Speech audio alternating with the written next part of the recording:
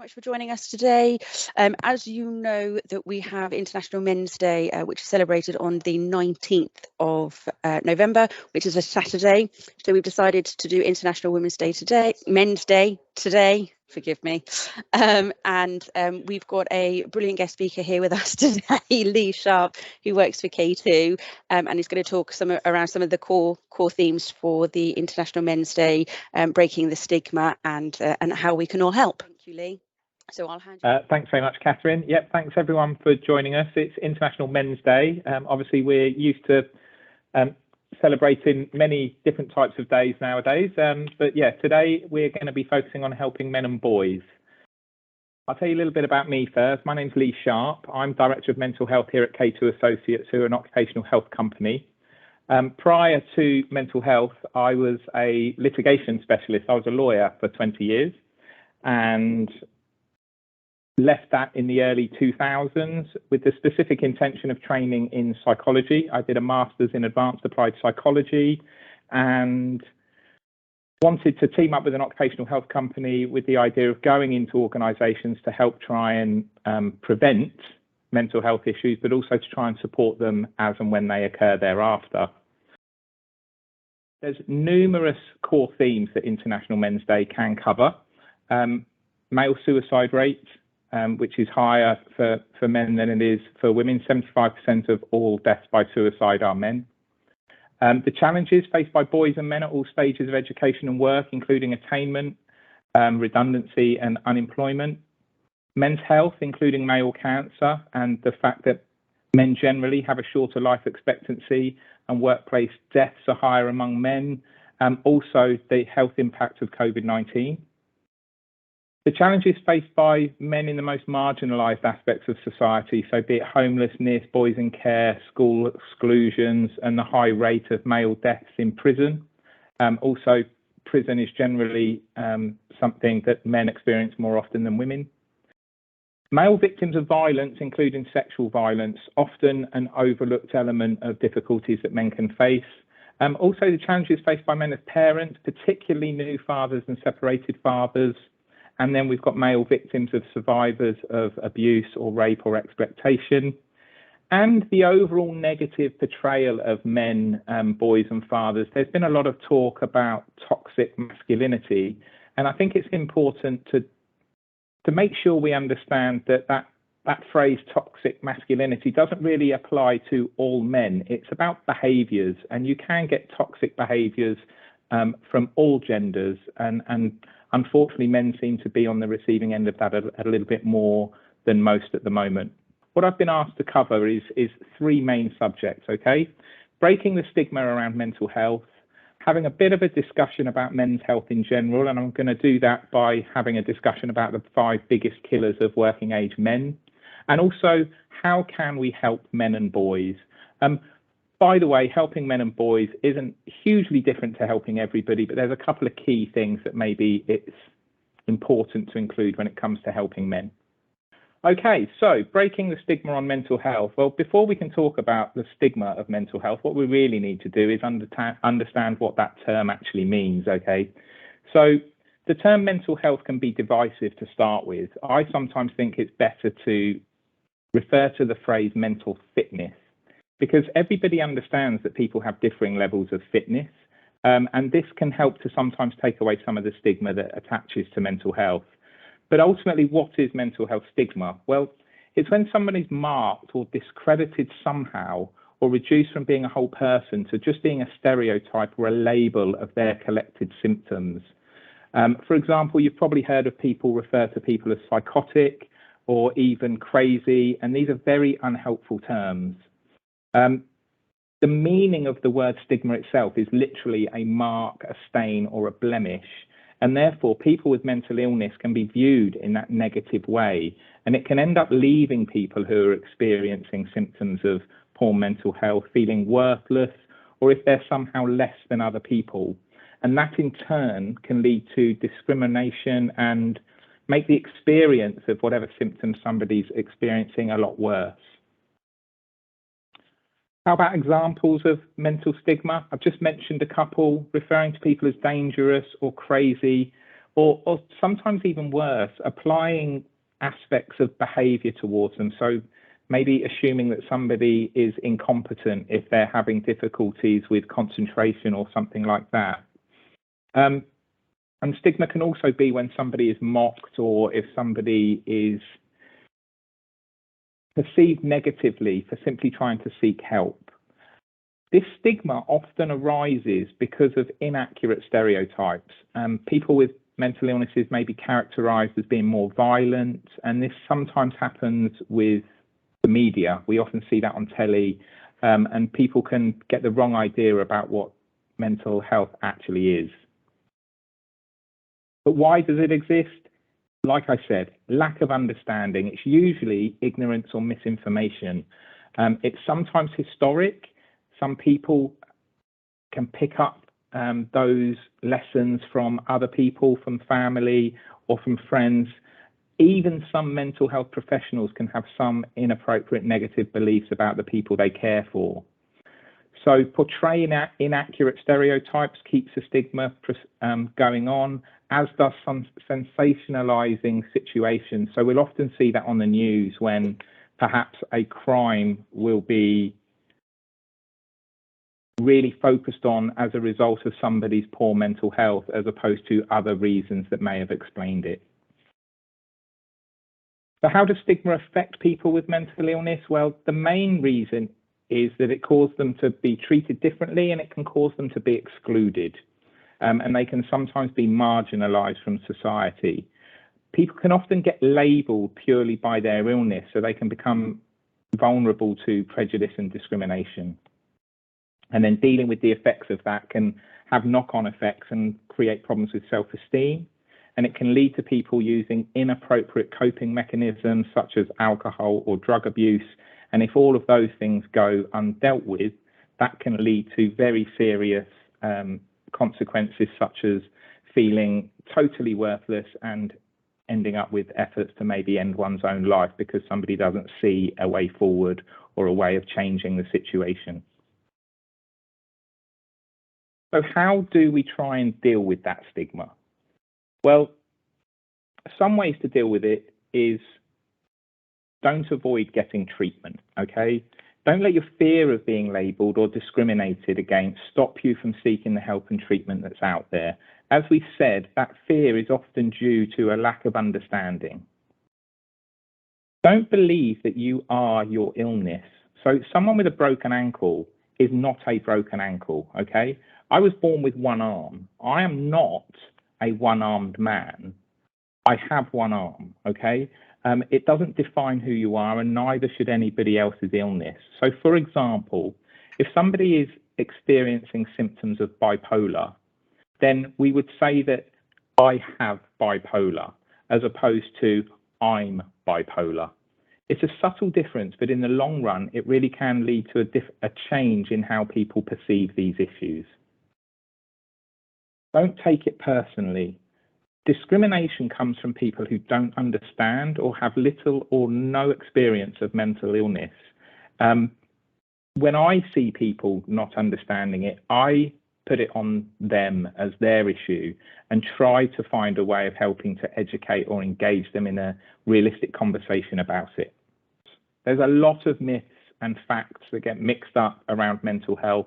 It's very important to understand what those facts are, and there's numerous websites out there that will dispel myths and facts. There's good training out there that will help to distinguish what is true from what is not true and help to connect those dots with between the stigma issues. This one's a bit harder sometimes. Defend negative stereotypes and misinformation.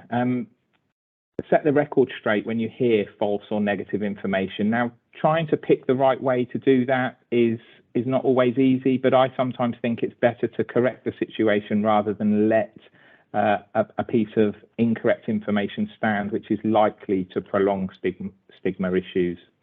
And then there's storytelling. The more mental illness remains hidden, the more people think it must be something that somebody should be ashamed of. People speaking out about their experience of mental health can have a real positive impact. However, it's up to individuals to choose how much they do or don't share. And And when you get to know people with mental illness, it helps to reduce stigma. Finally, support groups exist. They exist for a reason. You might find it helpful to join one. Sometimes people join support groups to help support somebody else, and they will often have resources available that can help you to educate family members and others about mental illness. Now, I want to talk a little bit about reducing stigma, because everybody can help to reduce that. Like I said, if negative stereotypes come up in conversations or in the media, try to dispel those myths and educate people against harmful stereotyping. The other way to do it is to be mindful about the words that you're using or that we're using when describing ourselves or others, and try to avoid insensitive or hurtful words, or words which define a person by their condition rather than describing a person experiencing symptoms of a condition. People with mental health problems are entitled to the same rights and opportunities as everybody else. Try and challenge it where you can, and remember that discrimination around mental health is against the law in this country. There are numerous laws that exist to try and help support people with those issues.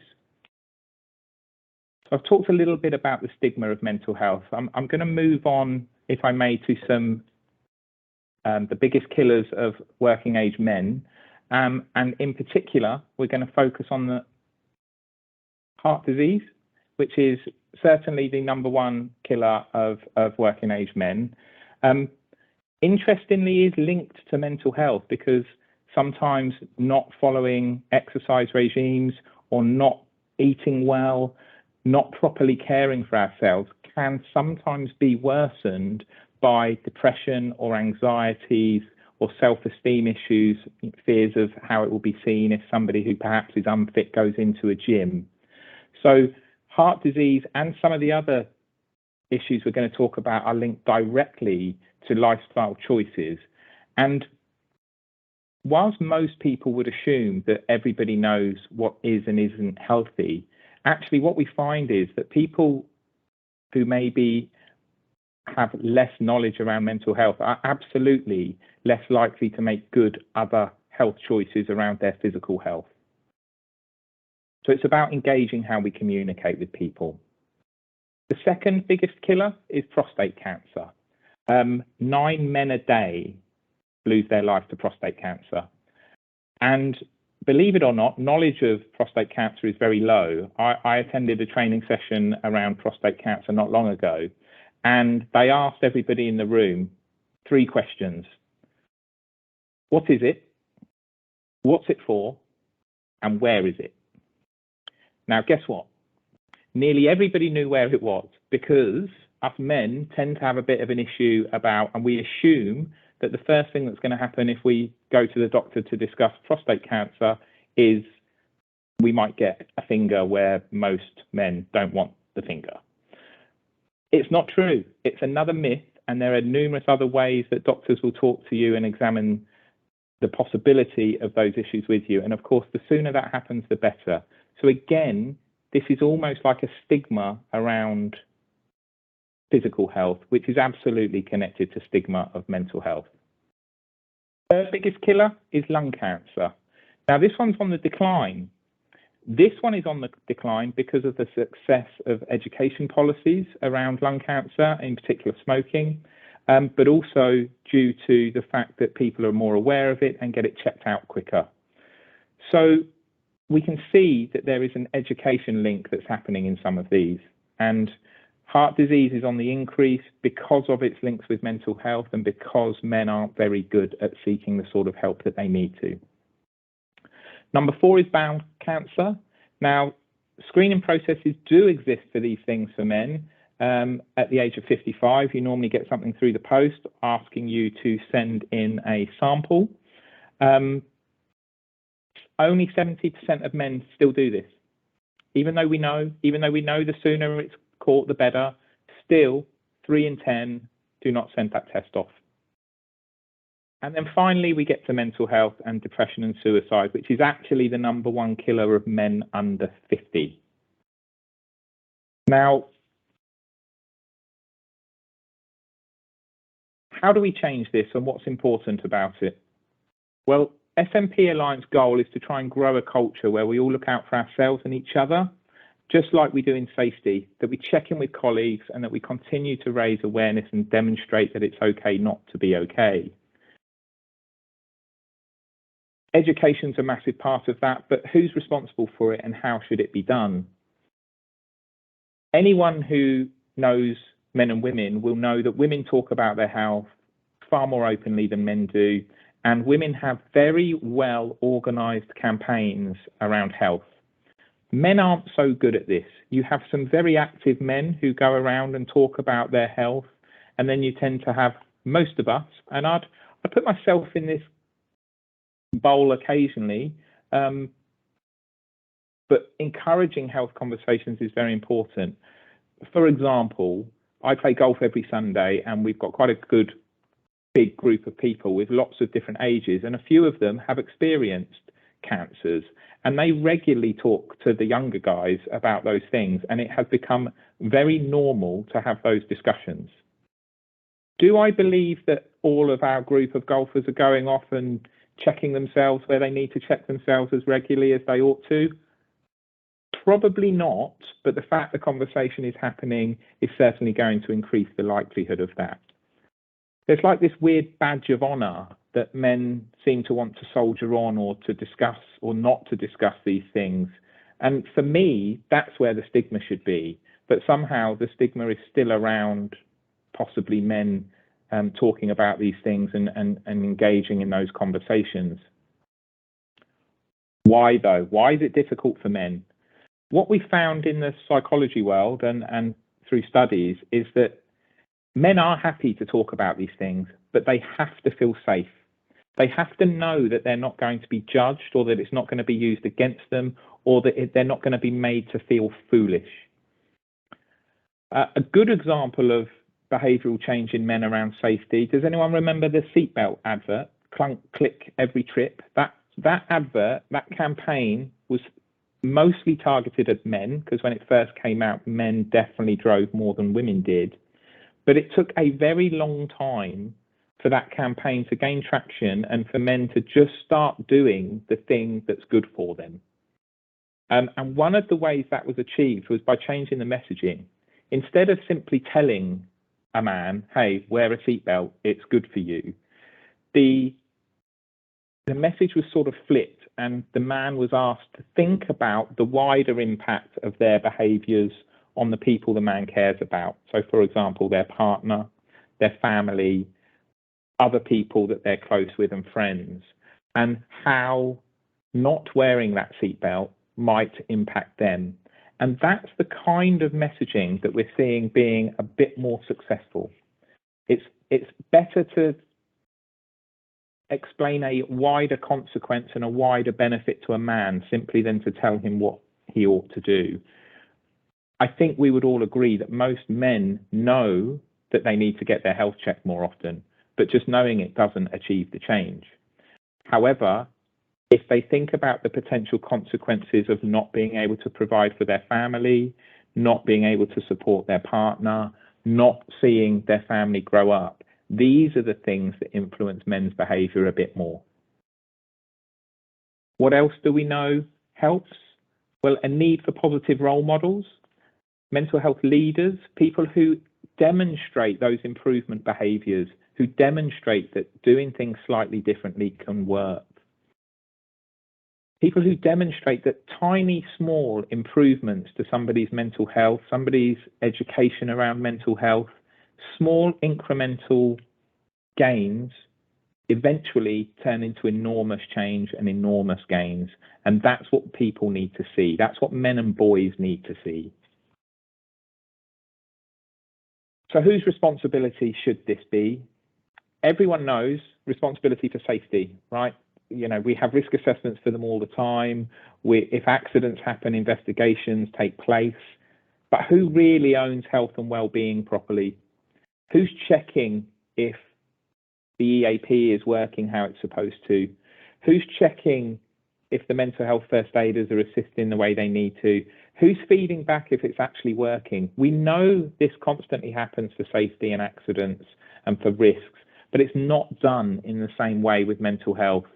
And the time is coming when specific policies with emphasis on expectations both of the company and the people is required. And that will involve training to ensure everybody understands and is capable of discussing mental health, and then normalise those health-seeking behaviours. People need to be equipped to engage and discuss those difficult topics. Men are great at discussing cars or football or almost anything else, the weather, but ask them about health and they will generally be defensive until they are reassured that this is a safe environment in which to discuss those things. And by the way, once you get a man talking about these things and they feel safe to do so, that conversation will flow and other men will join in. I've seen it myself over and over again. The relief sometimes when somebody shares something that everybody else in the room was maybe secretly experiencing is incredible to see. So we need similar systems in place for mental health and other health as we do for safety. It does seem that health for too long has been the poor friend of health and safety. How do we go about having discussions with men and boys? Now, this is going to be a little simplified, okay? I've said, first of all, let them know that you're there to listen to them without judgment. Now, listening without judgment is a skill. It can be trained. It can be improved upon. Some people are just very good at it naturally, but actually it doesn't come very easily. We tend to listen with a view to getting ready to respond rather than listening to try and understand. And that's really where the without judgment part comes from. Understand their situation. After a conversation, try and keep in touch. A text message or a phone call can really make a big difference. It really shows that you care. If you're going to get into the habit of having these types of supportive discussions, it helps to know local services and how to access them. That can show that you've got a knowledge beyond just trying to encourage things and make the right sounds. And then try and reassure them that it's okay to seek help and that support is out there. Often people don't reach out for help because either they don't know help exists, they think that this is something that's part of them and they just have to live with it, and they don't realise that support is out there and that it works. So you can encourage them and find out what they need to seek out that help. You can even contact their GP or accompany them if that would be helpful. It is important not to take over. Somebody in that scenario, especially with mental health, can very quickly learn helplessness. And it's very important that a person who's seeking help around mental health is taking responsibility for doing it. And then finally, you've got to look after yourself, right?